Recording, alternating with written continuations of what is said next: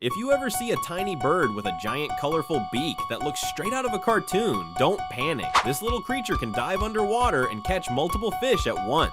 Bro, what kind of bird looks fake but survives in the wild like a pro? And how does something so cute become such a good hunter? Before I tell you if you think this kitten is cute, please like and subscribe and drop a heart if you love animals. This is actually called a puffin, a seabird nicknamed the clown of the sea, famous for its colorful beak and amazing fishing skills.